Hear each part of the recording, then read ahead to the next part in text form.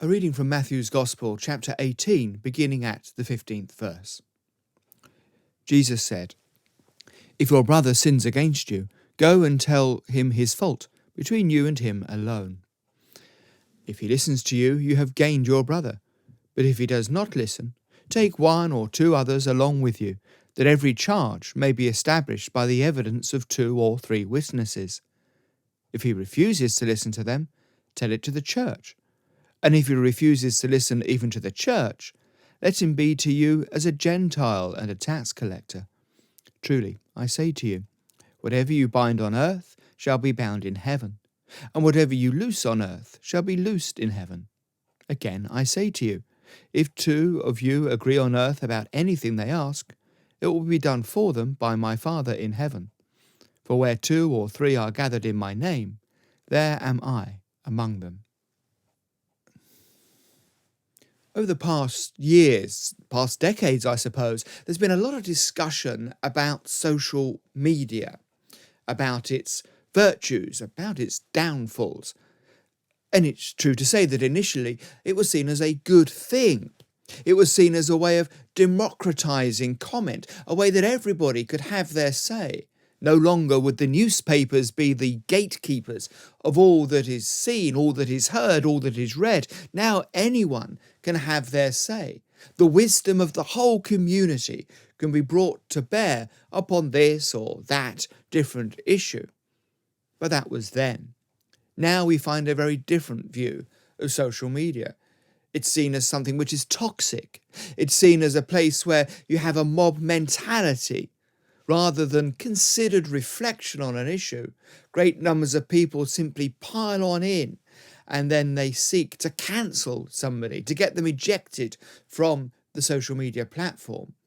Rather than being a great positive, is now being seen as something which is positively harmful, something which maybe is best avoided. Against this background, the approach that Jesus is advocating here is refreshing, it's very human, and it's calming.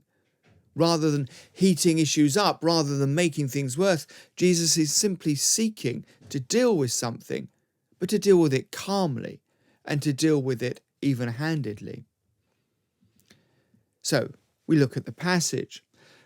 The first step that Jesus suggests is that we go and speak to the person who has offended us. Not we go and tweet about it in the sight of everybody, but rather we simply seek to meet with the person themselves. So Jesus writes, "If your brother sins against you, go and tell him his fault between you and him alone." This is an interesting thing. It means that your first step is not simply to go out and to pass your opinion and to publish it before all sorts of other people. After all, we read in the book of Proverbs, "A fool takes no pleasure in understanding, but only in expressing his opinion." Interesting. A fool takes no pleasure in understanding, but only in expressing his opinion. So the first step Jesus advocates is not that you go and express your opinion to the whole wide world, but rather you meet with the person, you explain things, you come to an understanding. The other person is not somebody to be written off, but somebody with whom you engage, somebody you talk to. This is a chance to see rights and wrongs. Of course, though, it may well be that no reconciliation is possible. It might be that you simply don't see eye to eye.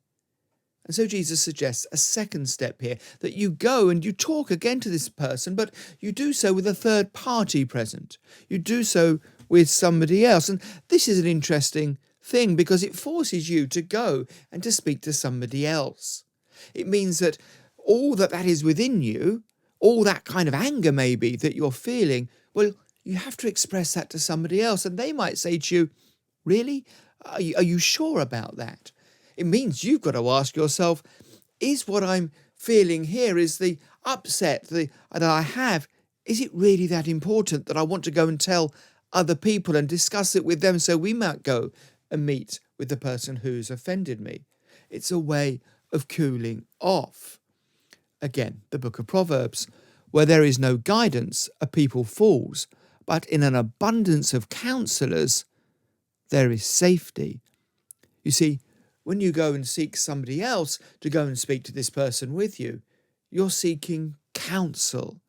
You're saying that I don't have it all right, and that maybe other people can see something that I've missed. So time has passed, and it's because you've had to go and find this other person. You're not quite so hot-headed. Again, another of the Proverbs in the book of Proverbs.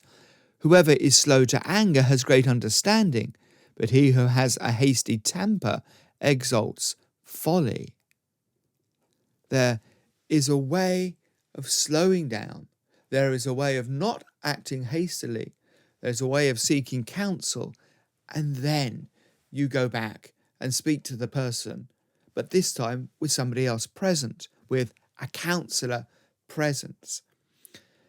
Now, of course, it may well be that that doesn't really bear much fruit, and it's only then that Jesus says that you are to go to the church. But that's very much the last step. It's not the first step. It's the last step. And you go to the church to try and seek reconciliation, not to simply write the other person off.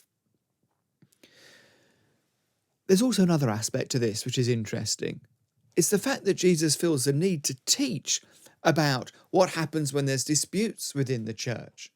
This is Jesus acknowledging that us who are in the church, us who make up the church, have a tendency to disagree. There are many high horses that we may ride. And when disagreements do occur within the church, then Jesus is giving us a mechanism to deal with them in a manner that is measured, a manner that is not seeking sensation, a manner which isn't writing off the other person, and a manner which is seeking a solution. He's acknowledging that we are fallen human beings. He's acknowledging that we will argue at times, that we will fall out at times. But he's also saying that in those occasions, we should seek to put things right. We might see in all of this wisdom in Jesus, and we might also see in all of this wisdom to be gained from the book of Proverbs in the Old Testament. It might be that we think of ourselves as more evolved than those who lived many thousands of years before us. But actually, the wisdom in the book of Proverbs perhaps demonstrates that that's not the fact. People are people are people, that we have the same tendencies that we've always had. And so there is wisdom in Christ. There is wisdom also in the Old Testament itself. There's wisdom also in the book of Proverbs. There's wisdom to saying that we need to be wary of social media, that we need to be wary of quick judgments, that we need to be wary of piling in other people's arguments. We need to be wary of that very gossipy nature that the internet seems to foster in us. Because, again, according to the book of Proverbs, for lack of wood the fire goes out, and where there is no whisperer, quarrelling ceases.